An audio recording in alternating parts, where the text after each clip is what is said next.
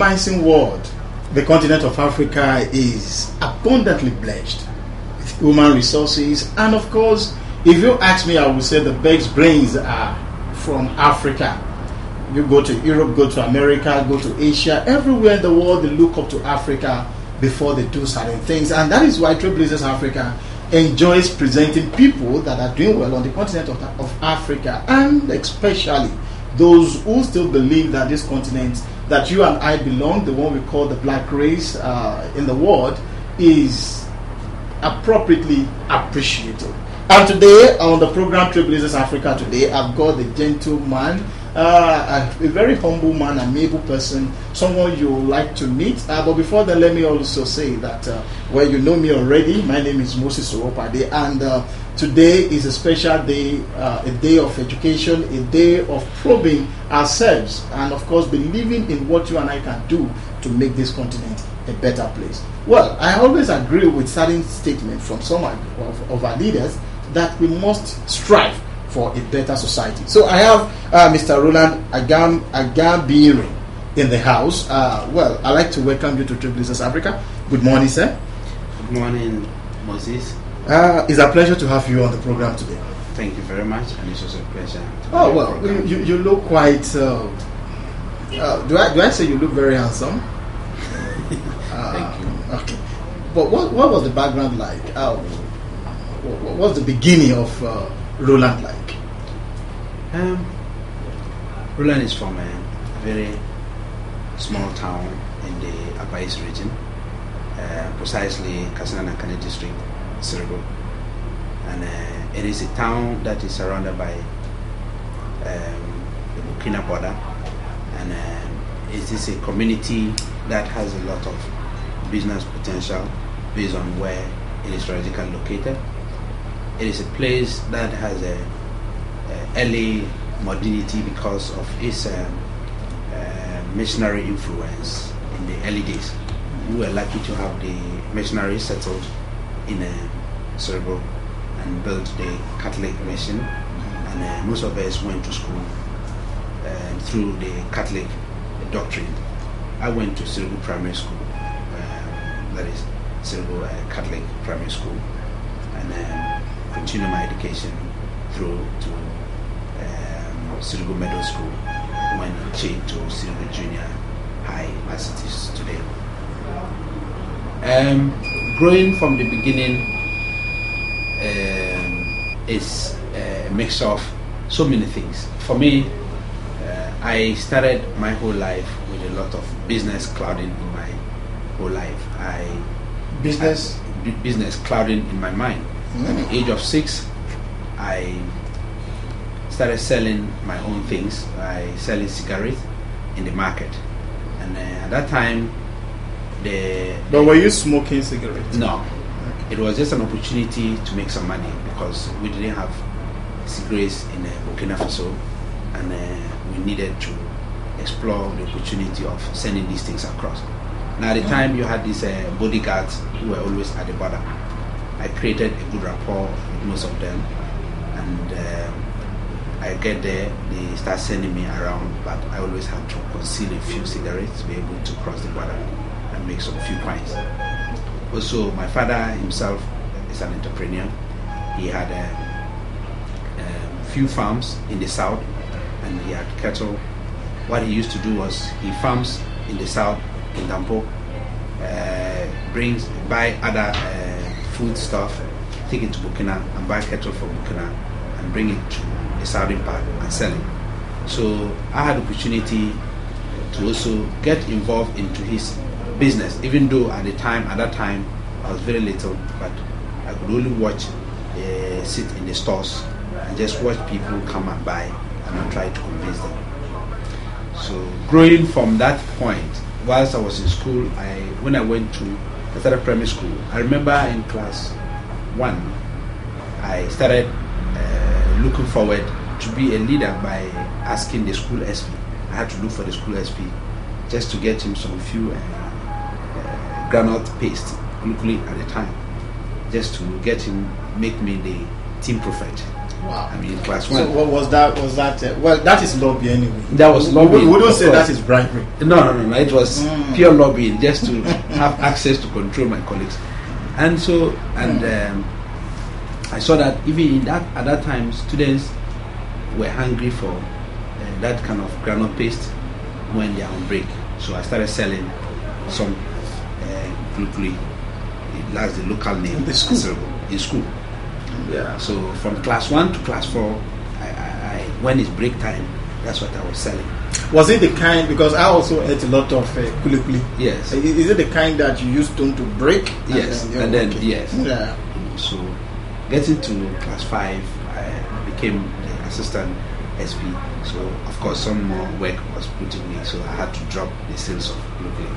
And then progressing to the latter part of my elementary school stage, I became the school SP, and I thought that I still have something to do. I had to go back, still selling some sweets, because I graduated from selling cookies to at least sell some few sweets in school to friends when they're on break. And progressing to when I got into Civil Middle School Form 1, that was the time there were so many crises in terms of fuel. People couldn't get fuel and cross to the Burkina border. The price of fuel in Ghana was lower than that in Burkina. Even as we speak today, we still have such problem. And I found out that the women in the village, they had the money, but they couldn't travel. We were afraid to travel to the nearby towns, as Bolga, Upper East region. So you took the risk again? I took the risk. I massaged all of them.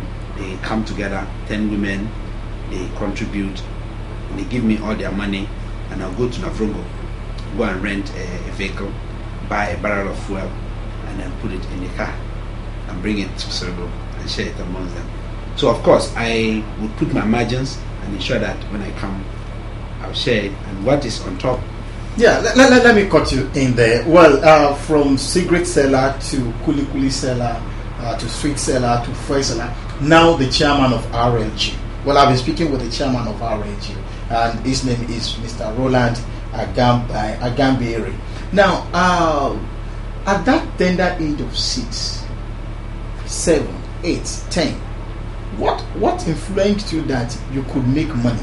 What was your driving force that you could make money while others are just, thinking of just going to school, following the normal routine? For me, I think it's about the ingenuity and the ability to see opportunities where others cannot see it. And at any point in time in my life, I could always see opportunities emerging. And my passion in life is to be able to create opportunities for others. At this point in time that I was selling all these things, making money, it was not just because I was so hungry for money, but I was just trying to see how much money I could make and support friends and colleagues.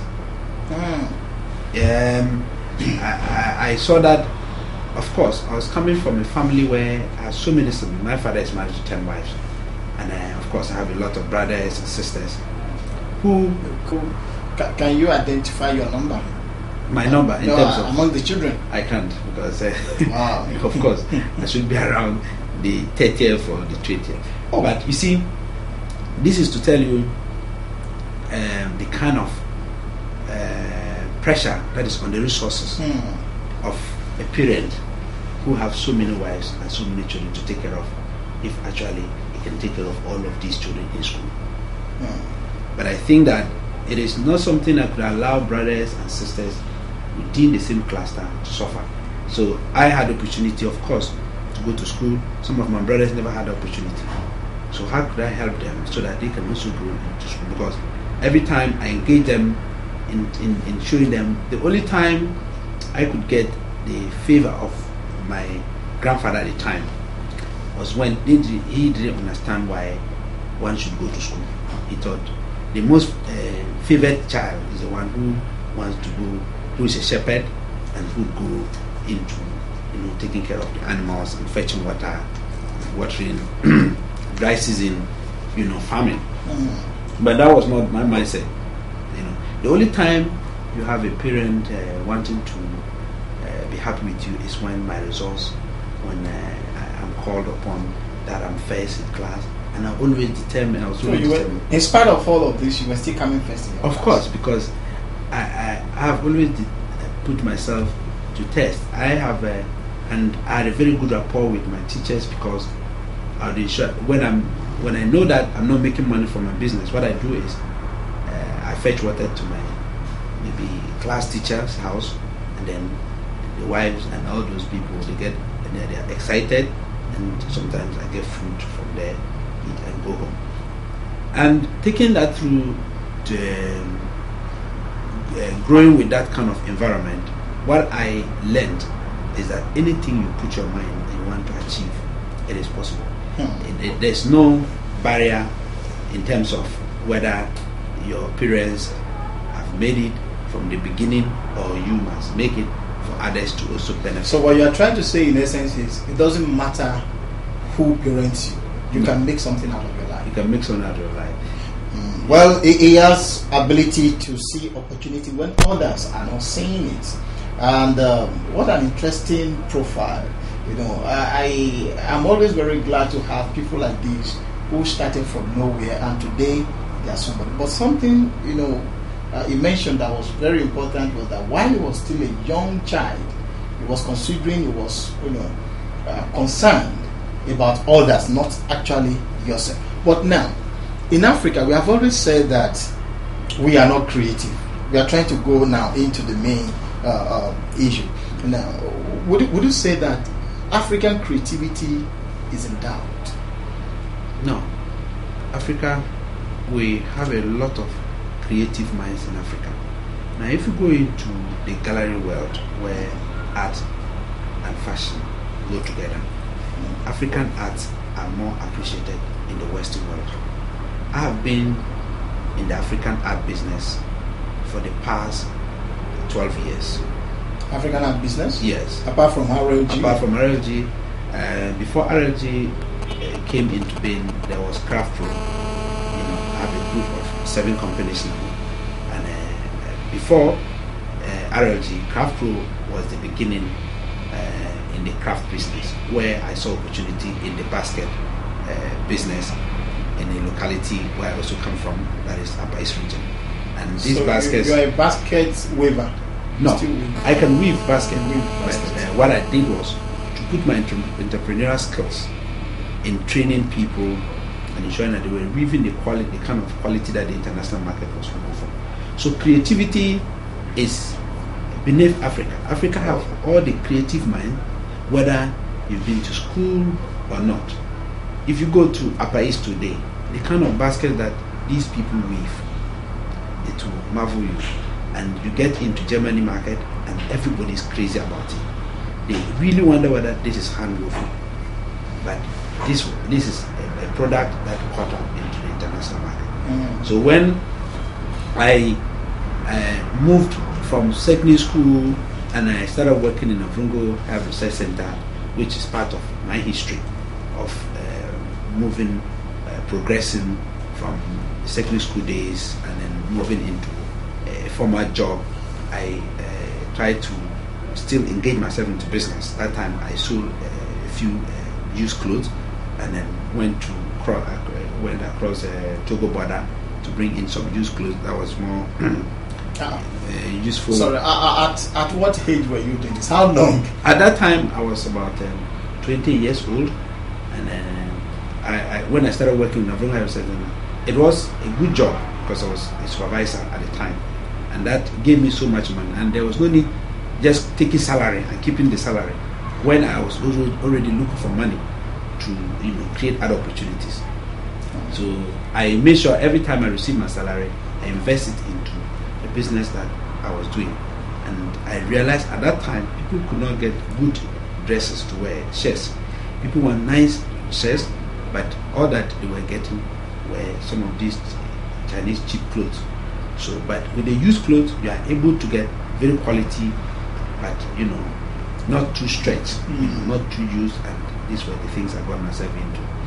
And progressing from that point, I saw I made so much money in that business because at a mass enough wealth that could take me into another opportunity. That is to create an empire by being able to use the cultural opportunities, that is the basket, which had a potential to engage so many people by employing them to weave these things. Because in the dry season, people were just sitting on the trees. As we speak today, we are training 3,000 youth in our East region. They are solely engaged in the weaving of baskets. 3,000 youth? Yes, and these today? People, today. Only you? Yes.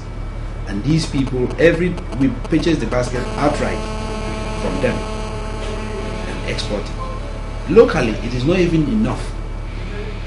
We have a series of orders from Japan, the US, and other areas that you can imagine all these people have a family of 2 or 3 to take care of.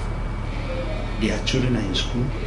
They have been sitting there without a penny. They are able to earn at least 5 Ghana cedis a day. And these people can now take care of their spouse, because most of them are women. And by this kind of engagement, that is just to let you know the kind of art that we have with us, and we are not utilizing it. That is only Upper East region.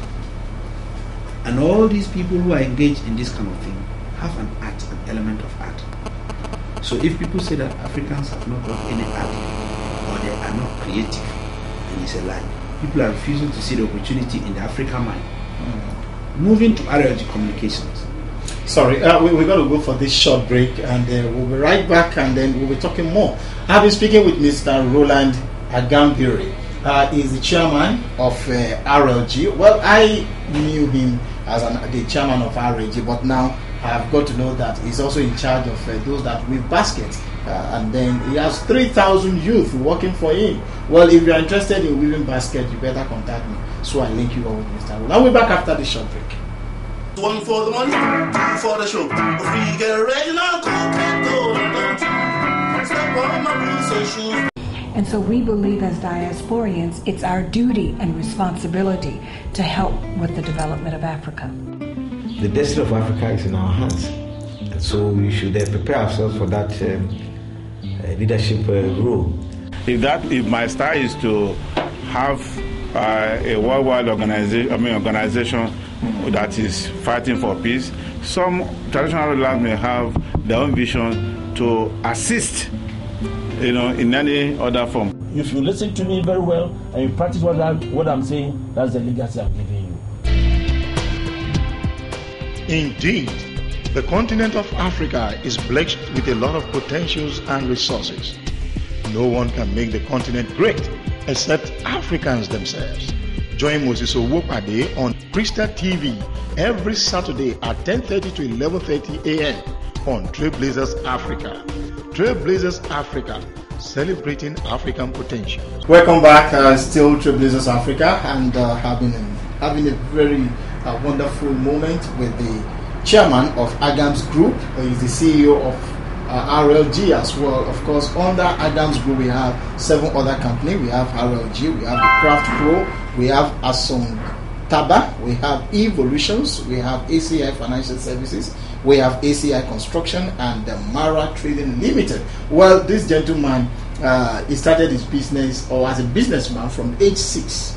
The one you're seeing on your screen started just as a young boy of 6 selling cigarettes because he identified the opportunity of making money because of the closeness of his hometown to a border that will require, or that were in need of cigarettes. Well, you must be able to identify opportunity. Now, you said before we went on the break that Africans are very creative and that we are intelligent as well. Then what would you identify as the major problem facing African in terms of making enough for ourselves economically? One, Africa have great minds, they are creative, but we are afraid to take our chances in the place of opportunities where even they exist. We are afraid to venture because most of the people who are at the forefront fighting for Africa have passed certain age, and at that stage in life they are risk averse. So taking any chance of trying to dare into creating opportunities or trying to be more creative is not part of their thinking again. Now, if I have been an advocate for a kind of a drastic change or a paradigm shift of wealth creation from the age of 50 to creating wealth from the age of 10 in Africa, there you see creative minds. If you go out on the street, you have so many people with a lot of business concepts, but why are these business concepts not growing into mighty enterprising? Because the people they even discuss their opportunities with do not believe in them. Like I told from the beginning, if your own father do not believe that you finish secondary school and you can be employed, and therefore you want to get a job and you need some support, at that stage where you have a business concept, you go and tell your father, oh daddy, I have this concept and then I want to do ABCD. He feels you are not even there to be able to take any opportunity. And this is what is killing the African ingenuity. And going to research and development, we do not have in every economy, policies have not been made so favorable from school to even those who are out of school to be able to get into creative things that entrepreneurs can easily buy into them and develop them with the mindset that tomorrow, when that idea is great, the young African or the African person who is able to create that idea would be able to make fortunes out of that. And that is why you find a lot of the creative or the creativity that Africans even try to generate interest in end up going out in the wrong hands. Why do I say in the wrong hands? Today, when you look at the telecommunication world, most of the ideas that you have out there are a lot of Africans who are developing good softwares. But those softwares are being purchased by various giant telecommunications networks or other telecommunication giants in the Western world, and they are being sold back to the same Africa. Those people who are creative, their names are never mentioned in their works, because already you are coming from an environment where, one, the people that you live with, you are timid, we are not upfront, we are not able to challenge opportunities when they even emerge. We are not able to challenge certain minds when we are put on the negotiation table. That you have such a creative work, you need to make some fortune out of it. Yeah, are you an engineer? Because from what I gathered, RLG, not that you import the phones you sell, the handsets you sell. So how did you come about this your own concept? For instance, RLG from 2000, when I look back, 2000, I realized that there was no Nokia in the system. It was with Roland. Moving from 2000 to 2002, Nokia got themselves into the market. And that time I even sold phones. I used to, what I export when I go to Germany, I purchase phones and then import it. And that time I started telling myself that one day I'd want to manufacture the phone right here in this country. And 2004, I saw that the influx of phone in the system was so much that repairs was a problem. People have phones, and then when they get damaged, they don't even have a good place that they can easily, just like finding a good restaurant to eat good food, they don't have such places where they can repair phones. And at the point, government also had a policy of engaging young people by giving them jobs. And I saw this mobile phone industry as a huge industry that could employ a lot of Ghanaian youth, especially from repairs to the assembling as we have it today. So that was how I saw the opportunity. The opportunity was to create jobs for the youth and to create an environment where everybody will have a hassle-free or a trouble-free mobile phone communication. And at that point in time, I had to convince government that, look, even if you allow people to talk and they don't have any problems on their phone, they're going to talk more. And in the end, there will be more revenue given to the networks. And how will we be able to make money out of that network? We're looking at, okay, why don't they charge the networks? So support this my project, and then at the end of the day, you can even charge the networks on whatever they're using, so that you'll be able to take care of this kind of thing. That is how government at a point in time were able to create this kind of talk tax, which is now very instrumental in did you at a point have any agreement with any telecom company? You know, if you move to any telecom company and you want them to engage, I had sent so many proposals going to approach so many of the telecommunications networks at the time, wanting them to engage or to at least train even 10 people in repairs of mobile phones as social responsibility. Most of them turned me down. And that never stopped us from moving forward, especially when government was happy and excited and believed in the vision that I had at that time. That yes, let's try you with the first batch of 70 people and see if you can really train these people and engage them. And that was it. Today, as we speak, we have most of the telecommunication now wanting us to train or to engage in terms of the distributions and other products that they have into the market. But obviously, the beginning of everything is not that easy. I didn't expect that at that point in time they would accept me or they would accept RLG at that point in time and want to engage us.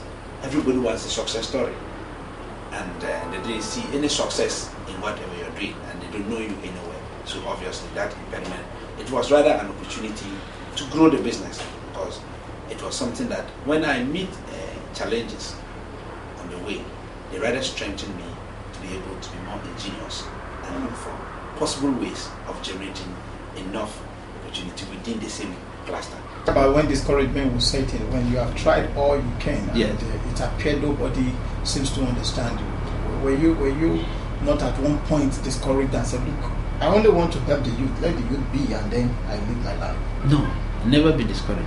Anything that you get it on a silver platter, it does not last. You see, if you tell me today, even if I come to you today looking for funding to start a business, and you give me so much, I won't take it. Because there must be a roadmap to every success. If not for anything, for the experience and the lessons that will be learned throughout that career, it will be able to help you sustain the business when it becomes big. And that is what is lacking in the African mind. Creative as we are, how are we able to generate value for that creativity when we found an opportunity that we can create a lot of value on it?